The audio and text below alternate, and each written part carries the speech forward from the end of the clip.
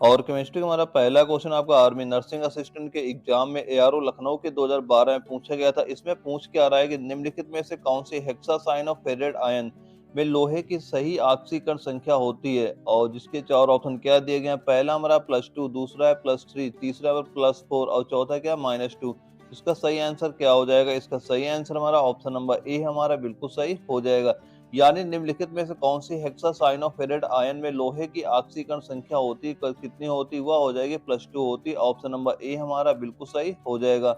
और इसके बाद हमारा अगला क्वेश्चन आता है, क्वेश्चन नंबर 2 आता है। इसमें हमसे पूछा गया है कि Na2H2O3 में सल्फर की ऑक्सीकरण अवस्था कितनी होती है, और यह क्वेश्चन हमारा यारो भोपाल के 2018 में पूछा गया था। और जिसके चार ऑप्शन क्या दिए गए हैं। पहला है +2, दूसरा है -2 और तीसरा है +3 और चौथा है +4। तो इसका सही आंसर क्या होगा? इसका सही आंसर हमारा ऑप्शन नंबर ए हमारा बिल्कुल सही हो जाएगा। यानी Na2H2O3 में सल्फर की ऑक्सीकरण संख्या कितनी होती है? वह होती है +2 होती है। हमारा ऑप्शन नंबर ए हमारा बिल्कुल सही हो जाएगा। दोस्तों, जो आज क्वेश्चन मैं करा रहा हूँ, ये सारे क्वेश्चन आपके मोस्ट इंपोर्टेंट क्वेश्चन है। ये सभी क्वेश्चन आपके आर्मी नर्सिंग असिस्टेंट के एग्जाम में किसी न किसी एआरओ में पूछे गए हैं। आप ये सारे क्वेश्चन नोट करते जाना, आप एग्जाम में ऐसे क्वेश्चन वहां पे देखने को मिल जाएंगे। और हमारा अगला क्वेश्चन आता है, क्वेश्चन नंबर 3 आता है। इसमें हमसे पूछा जा रहा है कि तीसरे और चौथे समूह के ऑक्साइड का सामान्य गुणधर्म क्या होता है। और यह क्वेश्चन हमारा यारो जबलपुर के 2016 में पूछा गया था। और जिसके चार ऑप्शन क्या है। पहला हमारा बेसिक, दूसरा है हमारा एसिडिक, तीसरा है बेसिक और एसिडिक और चौथा क्या है उदासीन। तो इसका सही आंसर क्या होगा? इसका सही आंसर हमारा ऑप्शन नंबर सी हमारा बिल्कुल सही हो जाएगा। यानी तीसरे और चौथे समूह के ऑक्साइड का सामान्य गुणधर्म क्या होता है? सामान्य गुणधर्म क्या हो जाएगा? वह हमारा बेसिक और एसिडिक हो जाएगा। यानी ऑप्शन नंबर सी हमारा बिल्कुल सही हो जाएगा। और दोस्तों, जो मैंने आपको नोट्स प्रोवाइड कराए थे, वो नोट्स आप तैयार करते रहना। आप ये नोट्स अगर तैयार कर लेंगे, ये मान चलना आपके 38 से लेके 42 क्वेश्चन आपको उसी नोट से देखने को मिल जाएंगे। क्योंकि अभी जो हमने देखा था, जो 26 फरवरी को 2023 को एग्जाम लगा था, उसमें 78 लड़कों का सिलेक्शन हुआ था। वो सारे लड़के इसी नोट्स को तैयार कर रहे थे। आप ये नोट्स तैयार करते रहना, आपके एग्जाम में ऐसे क्वेश्चन वहां पे देखने को मिल और जाएंगे। जो भाई आर्मी एनए के नोट्स लेना चाहते हैं और उनका एग्जाम बहुत पास आ गया और इतना टाइम बिल्कुल नहीं बचा है कि वो नोट्स बना सके, तो दोस्तों ये नोट्स उनके लिए बहुत ही जरूरी है। हम आपको इस नोट्स में बायोलॉजी के, केमिस्ट्री के, फिजिक्स के और जीके जीएस के इन सभी के एनए के एग्जाम में आए हुए सभी के 1,000 क्वेश्चन से ज्यादा आपको प्रोवाइड कराएंगे। और सभी सब्जेक्ट के नोट्स, यानी जैसे बायोलॉजी हो गया, हमारा केमिस्ट्री हो गया, मैथ हो गया, इन सभी के नोट्स आपको हैंड राइटिंग में प्रोवाइड करा दूंगा। वहीं दोस्तों, अगर आप ये नोट्स तैयार कर लेते हैं तो आप 40 से ज्यादा क्वेश्चन बहुत ही आसानी से कर सकते हैं। तो देर किस बात की, दिए गए व्हाट्सएप नंबर पर अभी संपर्क करें। जाएंगे। और इसके बाद जो हमारा अगला क्वेश्चन आता है, क्वेश्चन नंबर 4 आता है। और इसमें हमसे पूछा जा रहा है कि पृथ्वी पर सबसे अधिक मात्रा में पाया जाने वाला धातु कौन सा है। और यह क्वेश्चन हमारा यारो गया के 2017 में पूछा गया था। और जिसके चार ऑप्शन क्या है। पहला है लोहा, दूसरा एल्यूमिनियम, तीसरा है कैल्शियम और चौथा क्या सोडियम। तो इसका सही आंसर क्या होगा? इसका सही आंसर हमारा ऑप्शन नंबर बी हमारा बिल्कुल सही हो जाएगा। यानी पृथ्वी पर सबसे अधिक मात्रा में पाया जाने वाला धातु कौन सा होता है? वह होता है हमारा एल्यूमिनियम होता है। ऑप्शन नंबर बी हमारा बिल्कुल सही हो जाएगा। और अगला क्वेश्चन आता है हमारा, क्वेश्चन नंबर 5 आता है। इसमें पूछा जा रहा है कि किस प्रक्रम में वेनेडियम पेंटाऑक्साइड को एक उत्प्रेरक के रूप में प्रयोग किया जाता है। और यह क्वेश्चन हमारा यारो गुवाहाटी के 2018 में पूछा गया था। और जिसके चार ऑप्शन क्या है। पहला हमारा साइंसर प्रक्रम, दूसरा है हाइबर प्रक्रम, तीसरा है साल्वे प्रक्रम और चौथा क्या है शीश कक्ष प्रक्रम। तो इसका सही आंसर क्या होगा? इसका सही आंसर हमारा ऑप्शन नंबर ए हमारा बिल्कुल सही हो जाएगा। यानी किस प्रक्रम में वेनेडियम पेंटाऑक्साइड को एक उत्प्रेरक के रूप में प्रयोग किया जाता है? किसमें प्रयोग किया जाता है? वह प्रयोग किया जाता है संस्पर्श प्रक्रम में प्रयोग किया जाता है। ऑप्शन नंबर ए हमारा बिल्कुल सही हो जाएगा। और अगला क्वेश्चन हमारा आता है, क्वेश्चन नंबर 6 आता है। इसमें हमसे पूछा जा रहा है कि डबल रोटी में प्रयोग किए जाने वाले बेकिंग पाउडर क्या होता है। और यह क्वेश्चन हमारे यार जयपुर के 2016 में पूछा गया था। और जिसके चार ऑप्शन क्या दिए गए। पहला हमारा सोडियम कार्बोनेट, दूसरा है सोडियम बाइकार्बोनेट, तीसरा है सोडियम सल्फेट और चौथा क्या सोडियम क्लोराइड। तो इसका सही आंसर क्या होगा? इसका सही आंसर हमारा ऑप्शन नंबर बी हमारा बिल्कुल सही हो जाएगा। यानी डबल रोटी में प्रयोग किए जाने वाले बेकिंग पाउडर क्या होता है? बेकिंग पाउडर क्या होता है? वह सोडियम बाइकार्बोनेट होता है। ऑप्शन नंबर बी हमारा बिल्कुल सही हो जाएगा। अगला क्वेश्चन हमारा आता है, क्वेश्चन नंबर 7 आता है। इसमें पूछा जा रहा है कि मैग्नीशियम धातु का निष्कर्षण किस अयस्क से किया जाता है। और यह क्वेश्चन यारो दानापुर के 2018 में पूछा गया था। और जिसके चार ऑप्शन क्या है। पहला हमारा मैग्नेसाइट, दूसरा हमारा डोलोमाइट, तीसरा हमारा कार्नालाइट और चौथा है क्या हमारा कीसेराइट। तो इसका सही आंसर क्या होगा? इसका सही आंसर हमारा ऑप्शन नंबर सी हमारा बिल्कुल सही हो जाएगा। यानी मैग्नीशियम धातु के निष्कर्षण किस अयस्क से किया जाता है? तो किस अयस्क से होता है? वह कार्नालाइट अयस्क से किया जाता है। ऑप्शन नंबर सी हमारा बिल्कुल सही हो जाएगा। और अगला क्वेश्चन हमारा आता है क्वेश्चन नंबर 8 आता है, इसमें हमसे पूछा जा रहा है इप्सम साल्ट का रासायनिक सूत्र क्या होता है, और यह क्वेश्चन हमारा एआरओ औरंगाबाद के 2016 में पूछा गया था। और जिसके 4 ऑप्शन क्या दिए गए हैं, पहला हमारा ZnSO4 इंटू 7H2O, दूसरा है Na2SO4 इंटू 10H2O, और तीसरा है Na2CO3 इंटू 10H2O, और चौथा क्या MgSO4 इंटू 7H2O। तो इसका सही आंसर क्या होगा, इसका सही आंसर हमारा ऑप्शन नंबर डी हमारा बिल्कुल सही हो जाएगा। यानी इप्सम साल्ट का रासायनिक सूत्र क्या होता है, इप्सम साल्ट का रासायनिक सूत्र क्या हो जाएगा, वह हो जाएगा हमारा MgSO4 इंटू 7H2O हो जाएगा। ऑप्शन नंबर डी हमारा बिल्कुल सही हो जाएगा। अगला क्वेश्चन हमारा आता है क्वेश्चन नंबर 9 आता है, इसमें पूछा जा रहा है कि घरेलू प्रशीतक में आमतौर पर कौन सा प्रशीतक प्रयोग करते हैं, और यह क्वेश्चन हमारा एआरओ भोपाल के 2016 में पूछा गया था। और जिसके 4 ऑप्शन क्या है, पहला है नियोन, दूसरा है अमोनिया, तीसरा है नाइट्रोजन, और चौथा क्या है फ्रियोन। तो इसका सही आंसर क्या होगा, इसका सही आंसर हमारा ऑप्शन नंबर बी हमारा बिल्कुल सही हो जाएगा। यानी घरेलू प्रशीतक में आमतौर पर कौन सा प्रशीतक प्रयोग करते हैं, किसका प्रयोग किया जाता है, वह प्रयोग किया जाता है अमोनिया का प्रयोग किया जाता है। ऑप्शन नंबर बी हमारा बिल्कुल सही हो जाएगा। दोस्तों ये सारे जो क्वेश्चन आपको करा रहा हूँ, ये सारे क्वेश्चन आपके मोस्ट इंपॉर्टेंट क्वेश्चन, आप ये सारे क्वेश्चन नोट करते चलिएगा। और अगला क्वेश्चन हमारा आता है क्वेश्चन नंबर 10 आता है, इसमें हमसे पूछा जा रहा है कि लकड़ी के भंजक आसवन से प्राप्त होता है, और यह क्वेश्चन यारो जबलपुर के 2015 में पूछा गया था। और जिसके 4 ऑप्शन क्या है, पहला है एसिटिक अम्ल, दूसरा है सल्फ्यूरिक अम्ल, तीसरा है पायरोलिग्नियस अम्ल, और चौथा क्या है फॉर्मिक अम्ल। तो इसका सही आंसर क्या होगा, इसका सही आंसर हमारा ऑप्शन नंबर सी हमारा बिल्कुल सही हो जाएगा। यानी लकड़ी के भंजक आसवन से प्राप्त होता है, तो क्या प्राप्त होता है, वह प्राप्त होता है पायरोलिग्नियस अम्ल प्राप्त होता है। ऑप्शन नंबर सी हमारा बिल्कुल सही हो जाएगा। और अगला क्वेश्चन हमारा आता है क्वेश्चन नंबर 11 आता है, इसमें पूछा जा रहा है किस समूह के तत्व को सिक्का धातु कहते हैं, और यह क्वेश्चन हमारा यारो गुवाहाटी के 2012 में पूछा गया था। और जिसके 4 ऑप्शन क्या है, पहला हमारा फर्स्ट ए, दूसरा है फर्स्ट बी, तीसरा है हमारा सेकंड ए, और चौथा क्या है थर्ड ए। तो इसका सही आंसर क्या हो जाएगा, इसका सही आंसर हमारा ऑप्शन नंबर बी हमारा बिल्कुल सही हो जाएगा। यानी किस समूह के तत्व को सिक्का धातु कहते हैं, तो किस समूह को बोलते हैं, वह बोलते हैं फर्स्ट बी को सिक्का धातु बोलते हैं। ऑप्शन नंबर बी हमारा बिल्कुल सही हो जाएगा। दोस्तों ये सारे क्वेश्चन आपके मोस्ट इंपॉर्टेंट क्वेश्चन, आप ये सारे क्वेश्चन नोट करते चलिएगा। और इसके बाद जो हमारा अगला क्वेश्चन आता है क्वेश्चन नंबर 12 आता है, इसमें हमसे पूछा जा रहा है कि सबसे हल्का तत्व कौन सा है, और यह क्वेश्चन हमारा यारो जयपुर के 2018 में पूछा गया था। और जिसके 4 ऑप्शन क्या है, पहला है हाइड्रोजन, दूसरा है हीलियम, तीसरा है लिथियम, और चौथा क्या है सोडियम। तो इसका सही आंसर क्या होगा, इसका सही आंसर हमारा ऑप्शन नंबर ए हमारा बिल्कुल सही हो जाएगा। यानी सबसे हल्का तत्व कौन सा है, सबसे हल्का तत्व कौन सा हो जाएगा, वह हो जाएगा हाइड्रोजन सबसे हल्का तत्व होता है। ऑप्शन नंबर ए हमारा बिल्कुल सही हो जाएगा। और अगला क्वेश्चन हमारा आता है क्वेश्चन नंबर 13 आता है, इसमें हमसे पूछा जा रहा है संक्रमण तत्व की विशेषता क्या होती है, और यह क्वेश्चन यारो दानापुर के 2016 में पूछा गया था। और जिसके 4 ऑप्शन क्या है, पहला हमारा है अपोड डी ऑर्बिटल, दूसरा अपोड एफ ऑर्बिटल, और तीसरा हमारा है अपोड पी ऑर्बिटल, और चौथा क्या अपोड एस ऑर्बिटल। तो इसका सही आंसर क्या हो जाएगा, इसका सही आंसर हमारा ऑप्शन नंबर ए हमारा बिल्कुल सही हो जाएगा। यानी संक्रमण तत्व की विशेषता क्या होती है, संक्रमण तत्व की विशेषता क्या होती है, उसमें क्या होता है अपोड जो डी ऑर्बिटल होता है वो अपोड होता है। ऑप्शन नंबर ए हमारा बिल्कुल सही हो जाएगा। और अगला क्वेश्चन हमारा आता है क्वेश्चन नंबर 14 आता है, इसमें हमसे पूछा जा रहा है किसी गैस का अणुभार उसके वाष्प घनत्व का कितना होता है, और यह क्वेश्चन हमारा यारो गया के 2018 में पूछा गया था। और जिसके 4 ऑप्शन क्या है, पहला है दुगुना, दूसरा है तिगुना, तीसरा है 4 गुना, और चौथा है क्या आधा। इसका सही आंसर क्या होगा, इसका सही आंसर हमारा ऑप्शन नंबर ए हमारा बिल्कुल सही हो जाएगा। यानी किसी गैस का अणुभार उसके वाष्प घनत्व का कितना होता है, वाष्प घनत्व कितना हो जाएगा, वह 2 गुना हो जाता है। ऑप्शन नंबर ए हमारा बिल्कुल सही हो जाएगा। और इसके बाद जो अगला क्वेश्चन आता है क्वेश्चन नंबर 15 आता है, इसमें पूछा जा रहा है कि इलेक्ट्रॉन ग्रहण करने की प्रवृत्ति को क्या कहते हैं, और यह क्वेश्चन हमारा यारो अहमदनगर के 2015 में पूछा गया था। और जिसके 4 ऑप्शन क्या दिए गए हैं, पहला है ऑक्सीकरण, दूसरा है अवकरण, तीसरा है उत्प्रेरण, और चौथा क्या अभिप्रेरण। तो इसका सही आंसर क्या होगा, इसका सही आंसर हमारा ऑप्शन नंबर बी हमारा बिल्कुल सही हो जाएगा। यानी इलेक्ट्रॉन ग्रहण करने की प्रवृत्ति को क्या कहते हैं, उसे क्या बोला जाता है, उसे बोला जाता है अवकरण बोला जाता है। ऑप्शन नंबर बी हमारा बिल्कुल सही हो जाएगा। और दोस्तों इसके बाद क्या करेंगे, इसके बाद आपको बायोलॉजी के 15 क्वेश्चन नोट कराने वाले हैं। ये भी सारे क्वेश्चन आपके आर्मी एनए के एग्जाम में पूछे गए थे, आप ये सारे क्वेश्चन नोट करते चलिएगा।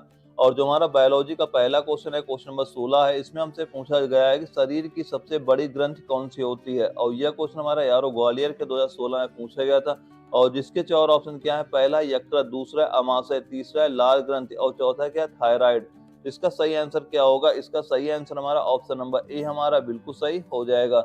यानी शरीर की सबसे बड़ी ग्रंथि कौन सी होती है? शरीर की सबसे बड़ी ग्रंथि कौन सी हो जाएगी? वह हो जाएगी यकृत ग्रंथि सबसे बड़ी ग्रंथि होती है। ऑप्शन नंबर ए हमारा बिल्कुल सही हो जाएगा। अगला क्वेश्चन हमारा आता है, क्वेश्चन नंबर 17 आता है। इसमें हमसे पूछा जा रहा है मनुष्य में ऐच्छिक गतियों का नियंत्रण किसके द्वारा होता है? और यह क्वेश्चन हमारा एरो अमेठी के 2015 में पूछा गया था।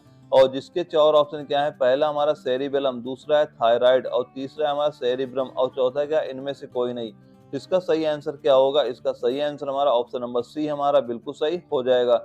यानी मनुष्य में ऐच्छिक गतियों का नियंत्रण किसके द्वारा होता है? किसके द्वारा होता है? यह होता है सेरिब्रम के द्वारा होता है। ऑप्शन नंबर सी हमारा बिल्कुल सही हो जाएगा। दोस्तों ये सारे क्वेश्चन मोस्ट इंपोर्टेंट क्वेश्चन, आप ये सारे क्वेश्चन नोट करते चलिएगा। और अगला क्वेश्चन हमारा आता है, क्वेश्चन नंबर 18 आता है। इसमें हमसे पूछा जा रहा है कि शरीर का तापक्रम कहाँ नियंत्रित होता है? और यह क्वेश्चन हमारा एआरओ औरंगाबाद के 2016 में पूछा गया था। और जिसके 4 ऑप्शन क्या है? पहला हमारा स्पाइनल कार्ड, दूसरा हमारा हाइपोथैलेमस और तीसरा है थायराइड और चौथा क्या? पिट्यूरी। इसका सही आंसर क्या हो जाएगा? इसका सही आंसर हमारा ऑप्शन नंबर बी हमारा बिल्कुल सही हो जाएगा। यानी शरीर का तापक्रम कहाँ नियंत्रित होता है? कहाँ नियंत्रित होता है? यह नियंत्रित होता है हाइपोथैलेमस में नियंत्रित होता है। ऑप्शन नंबर बी हमारा बिल्कुल सही हो जाएगा। और अगला क्वेश्चन हमारा आता है, क्वेश्चन नंबर 19 आता है। इसमें पूछा जा रहा है अमीबा में भोजन का अंतर ग्रहण किसके द्वारा होता है? और यह क्वेश्चन यार जयपुर के 2016 में पूछा गया था। और जिसके 4 ऑप्शन क्या है? पहला है कूटपाद, दूसरा है कोशिका मुंह और तीसरा है सीलिया और चौथा है गुदाद्वार। तो इसका सही आंसर क्या होगा? इसका सही आंसर हमारा ऑप्शन नंबर ए हमारा बिल्कुल सही हो जाएगा। यानी अमीबा में भोजन का अंतर ग्रहण किसके द्वारा होता है? किसके द्वारा होता है? यह कूटपाद के द्वारा होता है। ऑप्शन नंबर ए हमारा बिल्कुल सही हो जाएगा। अगला क्वेश्चन हमारा आता है, क्वेश्चन नंबर 20 आता है। इसमें हमसे पूछा जा रहा है निम्न में से कौन सा एंजाइम लार में पाया जाता है? और यह क्वेश्चन हमारा यार दानापुर के 2015 में पूछा गया था। और जिसके 4 ऑप्शन क्या है? पहला है पेप्सिन, दूसरा है ट्रिप्सिन और तीसरा है हमारा क्रामोटिप्सिन और चौथा क्या है? टाइलिन। तो इसका सही आंसर क्या हो जाएगा? इसका सही आंसर हमारा ऑप्शन नंबर डी हमारा बिल्कुल सही हो जाएगा। यानी निम्न में से कौन सा एंजाइम लार में पाया जाता है? लार में कौन सा एंजाइम होता है? वह टाइलिन एंजाइम पाया जाता है। ऑप्शन नंबर डी हमारा बिल्कुल सही हो जाएगा। अगला क्वेश्चन हमारा क्वेश्चन नंबर 21 आता है। इसमें पूछा जा रहा है वह प्रक्रिया जिसके द्वारा मनुष्य श्वास ग्रहण करता है तथा छोड़ता है क्या कहलाता है? और यह क्वेश्चन यारो रांची के 2016 में पूछा गया था। और जिसके 4 ऑप्शन क्या है? पहला है हमारा श्वसन, दूसरा है हमारा स्वच्छवास, तीसरा है निःश्वसन और चौथा क्या? इनमें से कोई नहीं। तो इसका सही आंसर क्या हो जाएगा? इसका सही आंसर हमारा ऑप्शन नंबर बी हमारा बिल्कुल सही हो जाएगा। यानी वह प्रक्रिया जिसके द्वारा मनुष्य श्वास ग्रहण करता है तथा छोड़ता है क्या कहलाता है? वह कहलाता है श्वासोच्छ्वास कहलाता है। ऑप्शन नंबर बी हमारा बिल्कुल सही हो जाएगा। और अगला क्वेश्चन हमारा आता है, क्वेश्चन नंबर 22 आता है। इसमें पूछा जा रहा है ऊर्जा उत्पादन के लिए कोशिका प्राय किसका उपयोग करती है? और यह क्वेश्चन हमारा यारो मेरठ के 2018 में पूछा गया था। और जिसके 4 ऑप्शन क्या है? पहला हमारा अमीनो अम्ल, दूसरा है ग्लूकोज, तीसरा है वसा अम्ल और चौथा क्या? सभी कथन सत्य हैं। तो इसका सही आंसर क्या हो जाएगा? इसका सही आंसर हमारा ऑप्शन नंबर बी हमारा बिल्कुल सही हो जाएगा। और अगला क्वेश्चन हमारा आता है, क्वेश्चन नंबर 23 आता है। इसमें हमसे पूछा जा रहा है किस प्रक्रिया द्वारा पौधे में ऑक्सीजन बाहरी वातावरण से कोशिकाओं में पहुंचता है? और यह क्वेश्चन यारो गुवाहाटी के 2016 में पूछा गया था। और जिसके 4 ऑप्शन क्या है? पहला है विसरण, दूसरा है किण्वन, तीसरा है दहन और चौथा क्या? प्रकाश संश्लेषण। तो इसका सही आंसर क्या होगा? इसका सही आंसर हमारा ऑप्शन नंबर ए हमारा बिल्कुल सही हो जाएगा। यानी किस प्रक्रिया द्वारा पौधों में ऑक्सीजन बाहरी वातावरण से कोशिका में पहुंचता है? किसके द्वारा पहुंचता है? वह विसरण के द्वारा पहुंचता है। ऑप्शन नंबर ए हमारा बिल्कुल सही हो जाएगा। अगला क्वेश्चन हमारा आता है, क्वेश्चन नंबर 24 आता है। इसमें पूछा जा रहा है किसी खाद्य पदार्थ को पौधों में स्थानांतरण का मुख्य रूप कौन सा होता है? और यह क्वेश्चन यारो बनारस के 2016 में पूछा गया था। और जिसके 4 ऑप्शन क्या है? पहला है ग्लूकोज, दूसरा स्टार्च, तीसरा है प्रोटीन और चौथा का सुक्रोज। तो इसका सही आंसर क्या हो जाएगा? इसका सही आंसर हमारा ऑप्शन नंबर डी हमारा बिल्कुल सही हो जाएगा। यानी खाद्य पदार्थ का पौधों में स्थानांतरण का मुख्य रूप कौन सा होता है? तो मुख्य रूप कौन सा हो जाएगा? वह सुक्रोज हो जाएगा। और इसके बाद हमारा अगला क्वेश्चन आता है, क्वेश्चन नंबर 25 आता है। इसमें पूछा जा रहा है एक मनुष्य का रक्तचाप होता है? और यह क्वेश्चन है यारो औरंगाबाद के 2015 में पूछा गया था। और जिसके 4 ऑप्शन क्या है? पहला है 80 से 120, दूसरा है 120-80, तीसरा है 90-120 और चौथा क्या? 120 और 90 के बीच। तो इसका सही आंसर क्या हो जाएगा? इसका सही आंसर हमारा हो जाएगा ऑप्शन नंबर बी हमारा बिल्कुल सही हो जाएगा। यानी एक स्वस्थ मनुष्य का रक्तचाप कितना होता है? तो एक स्वस्थ मनुष्य का रक्तचाप कितना हो जाएगा? वह होता है 120 और 80 होता है। यानी ऑप्शन नंबर बी हमारा बिल्कुल सही हो जाएगा।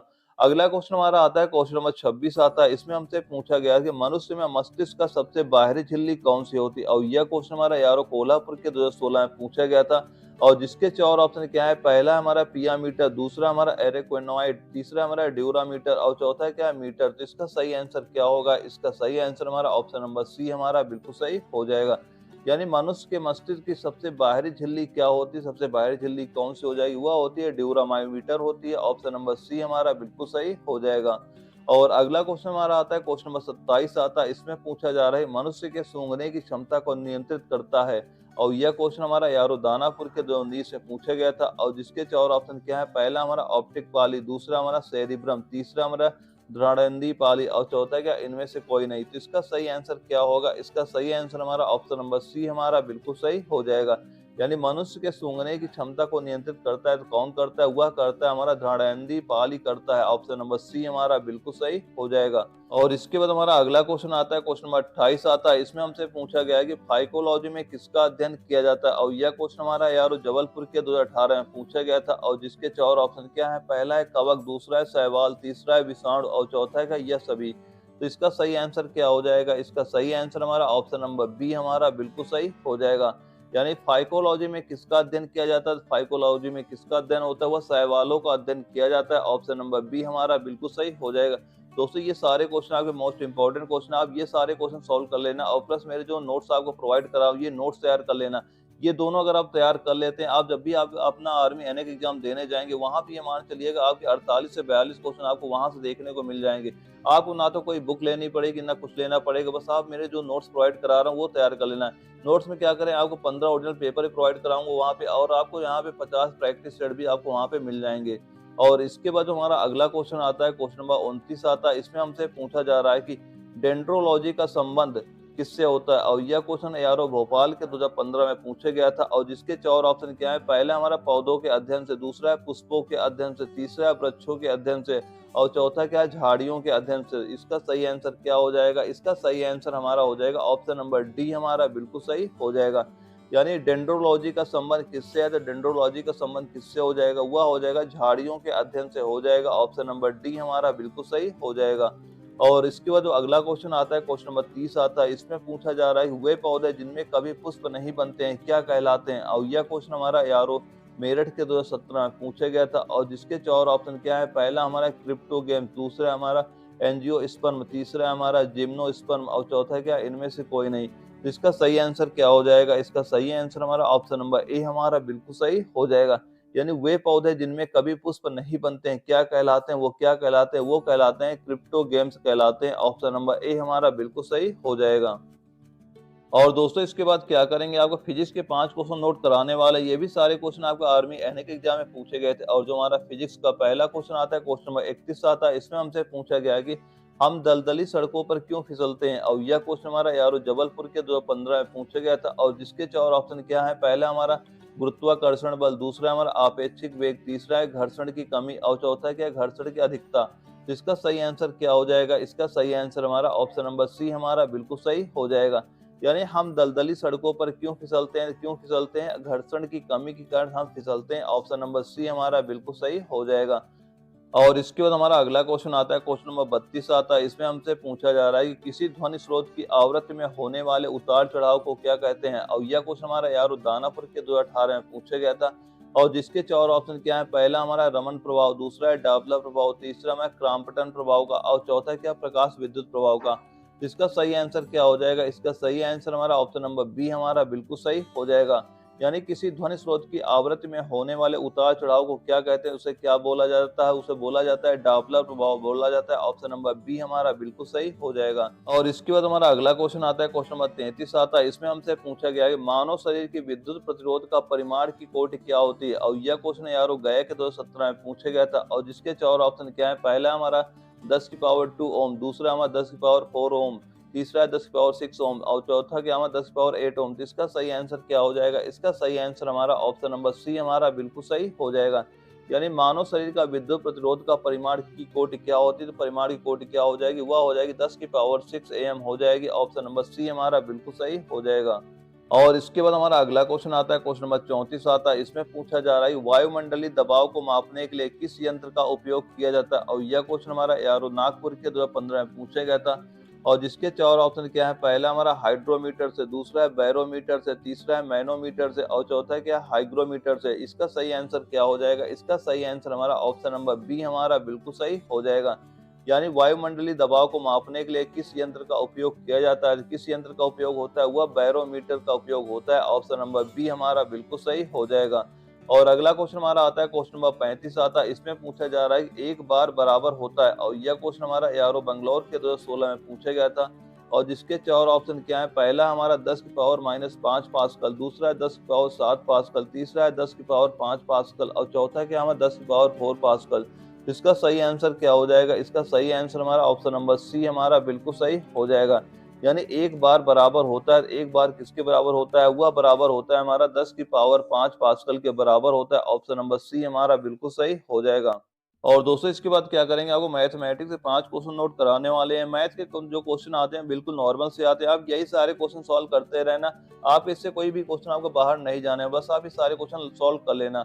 और जो हमारा मैथ का पहला क्वेश्चन आता है, क्वेश्चन नंबर 36 आता है। इसमें हमसे पूछा जा रहा है यदि 10 वस्तुओं का क्रय मूल्य 7 वस्तुओं के विक्रय मूल्य के बराबर है तो लाभ या हानि प्रतिशत कितना होगा? और यह क्वेश्चन हमारा यार जयपुर के 2018 में पूछा गया था।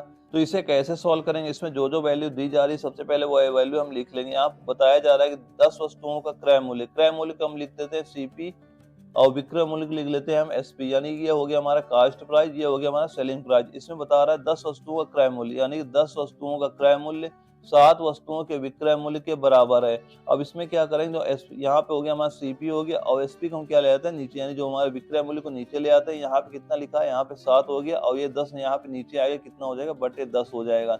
यानी यहाँ से हमारा क्रय मूल्य कितना हो गया, क्रय मूल्य हमारा 7 हो गया, विक्रय मूल्य कितना हो गया, विक्रय मूल्य हमारा 10 हो गया। यानी कि हमारा जो क्रय मूल्य मान लो सीपी हमारा कितना हो गया, 7 हो गया, और जो हमारा विक्रय मूल्य था, विक्रय मूल्य हमारा 10 हो गया। अब हमें तो पता हो गया हमारा लाभ होगा या हानि होगी। अगर हम 7 रुपए कोई सामान है और 10 की बेच रहे हैं, हमें लाभ हो रहा है। लाभ कितने का हो रहा है, हमें 3 रुपए का लाभ हो रहा है।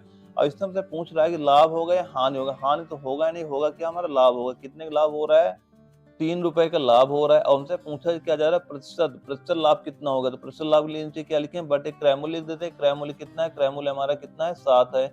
और गुणे क्या कर दें, गुणे कर दोगे यहाँ से 100, यहाँ से कितनी वैल्यू निकल के आ जाएगी, यही 3 गुणे 100 करेंगे, कितना हो जाएगा, 300 हो जाएगा। यानी कि 300 बटे 7। इसे हम भाग करेंगे, इसे काटेंगे, कितना आ जाएगा, यहाँ जब इसे काटेंगे हमारा आ जाएगा 42.85 आ जाएगा। लेकिन जो हमारे आंसर दिए गए पॉइंट ऑफ आंसर ना दिए जाके, इसमें जो हमारा एक्यूरेट आंसर कितना आ रहा है, 42 आ रहा है। 42% का लाभ हो जाएगा। यानी ऑप्शन नंबर जो बी है वो हमारा बिल्कुल सही आंसर आपका हो जाएगा। और इसके बाद जो हमारा अगला क्वेश्चन आता है, क्वेश्चन नंबर 37 आता है। इसमें हमसे पूछा जा रहा है कि 4000 रुपए पर 5% वार्षिक ब्याज की दर से 2 वर्ष का चक्रवृद्धि ब्याज और साधारण ब्याज में कितना अंतर होगा। और यह क्वेश्चन हमारा यारो जबलपुर के 2016 में पूछा गया था। इसे कैसे सॉल्व करेंगे, जब भी आपके सामने ऐसी वैल्यू दी जाए, यानी आपका समय दिया गया 2 वर्ष दिया जा रहा और हमसे पूछा जा रहा है चक्रवृद्धि ब्याज और साधारण ब्याज का अंतर कितना होगा। इसे लगाने के लिए क्या करेंगे, जो हमारा दर होगा, दर को क्या करेंगे, जितने हमारे वर्ष दिए गए वर्ग कर देंगे। वर्षों की संख्या हमारी कितनी है, 2 है, और इधर दर कितना है, 5 है। तो 5 को वर्ग करेंगे, कितना हो जाएगा, 5 को वर्ग करेंगे, हो जाएगा हमारा 25। और इसके बाद क्या करें, 2 अंक बाद दशमलव लगा दो, 2 अंक बाद दशमलव लगाएंगे, कितना आ जाएगा, 0.25। और यही जो हमारा 0.25 आया है, जो हमारा मूलधन दिया गया है, मूलधन से क्या कर देंगे, गुणा कर देंगे और बटे 100 कर देंगे। वहां से हमारा जो आंसर निकल के आ जाएगा, चक्रवृद्धि ब्याज और साधारण ब्याज का अंतर वहां से निकल के आ जाएगा। यानी हमारा यहाँ पे जो धनराशि कितनी दी जा रही है, राशि दी जा रही है हमारी 4000 की राशि दी जा रही है। इसका निकालेंगे 0.25 और बटे क्या कर देंगे, 100। और यहाँ से अगर दशमलव हटाएंगे तो 2 जीरो हमारे और बढ़ जाएंगे। इसे हम काटेंगे, कितना आ जाएगा, यानी 0 से 0 कट जाएगा हमारा, और 25 चौके 100 कर देंगे यहाँ, और 4 से 40 को काटेंगे, कितना आ जाएगा, वो 10 आ जाएगा। यानी ऑप्शन नंबर ए जो है वो हमारा बिल्कुल सही आंसर आपका हो जाएगा। और इसके बाद जो हमारा अगला क्वेश्चन आता है, क्वेश्चन नंबर 38 आता है। इसमें हमसे पूछा जा रहा है 50 तक की सभी विषम संख्याओं का औसत कितना होगा।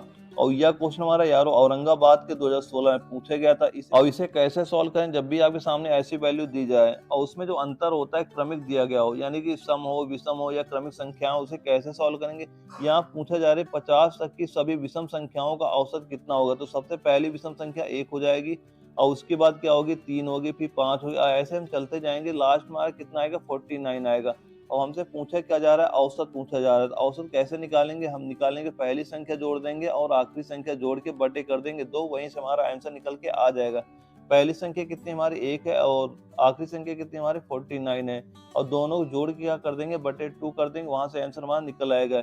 यानी 49 + 1 करेंगे कितना आ जाएगा, 50 हो जाएगा, और बटे 2 करेंगे कितना आ जाएगा, 25। यानी इसका हमारा आंसर कितना निकल के आ जाएगा, हमारा आंसर 25 निकल के आ जाएगा। यानी ऑप्शन नंबर डी हमारा बिल्कुल सही हो जाएगा। और इसके बाद जो हमारा अगला क्वेश्चन आता है, क्वेश्चन नंबर 39 आता है। इसमें हमसे पूछा जा रहा है कि एक निश्चित दूरी को तय करते समय दो व्यक्तियों की चाल का अनुपात 18:12 है। दूरी को तय करने में उनके द्वारा लिए गए समय का अनुपात ज्ञात करें। और यह क्वेश्चन हमारा यारो कोल्हापुर के 2015 में पूछा गया था। इसे कैसे सॉल्व करेंगे, यह बिल्कुल सा सिंपल सा क्वेश्चन है आपका। यानी इसमें हमसे दिया क्या जा रहा है, चाल का अनुपात। यानी चाल का अनुपात कितना दिया जा रहा है, वह दिया जा रहा है 18:12। और हमसे पूछा क्या जा रहा है, हमसे पूछा जा रहा है कि समय का अनुपात बताओ। जो हमारा चाल का अनुपात होता है उसका जो बिल्कुल उल्टा हमारा क्या होता है, समय का अनुपात होता है। समय का अनुपात कितना हो जाएगा, वह हो जाएगा 12:18 हो जाएगा। अब इसे हम 6 से काट दो, 6 दूनी 12 हो जाएगा, 6 18 हो जाएगा। यानी हमारा आंसर कितना निकल के आ जाएगा, हमारा आंसर निकल के आ जाएगा 2:3। यानी ऑप्शन नंबर बी हमारा बिल्कुल सही हो जाएगा। और इसके बाद हमारा अगला क्वेश्चन आता है, क्वेश्चन नंबर 40 आता है। इसमें पूछा जा रहा है कि एक वस्तु को 760 में बेचे जाने में 5% की हानि हुई तो वस्तु का क्रय मूल्य क्या होगा। और यह क्वेश्चन हमारा यारो बनारस के 2017 में पूछा जा रहा है। और तो इसको कैसे सॉल्व करेंगे, इसमें जो वैल्यू दी जा रही है वो वैल्यू हम लिख लेंगे। इसमें हमारा जो एक वस्तु को 760 में बेचे जाने पे, यानी हमारे सेलिंग प्राइस है, सेलिंग प्राइस कितना दिया जा रहा है, वह दिया जा रहा है 760 रुपये दिया जा रहा है। और हमारे हानि कितनी हो रही है, हानि हो रही है हमें 5% की हानि हो रही है। और हमसे पूछ क्या रहा है, क्रय मूल्य। यानी क्रय मूल्य पूछ रहा है, सीपी पूछ रहा है हमसे क्रय मूल्य कितना होगा। तो क्रय मूल्य कैसे निकालें, हम मान लेते हैं क्रय मूल्य हमारा x% है और 5% की हानि हुई तो कितने का बेचा हमने, 95/100 का बेचा। बेचने के बाद कितना रेट निकल के आ गया, वो निकल के आ गया 760 निकल के आ गया। अब यहाँ पे क्या करें, x की वैल्यू निकाल लेंगे, वही हमारा आंसर हो जाएगा। x बराबर कितना हो जाएगा, x बराबर हमारा हो जाएगा 760/95 और गुणे 100 हो जाएगा यहाँ से हमारा।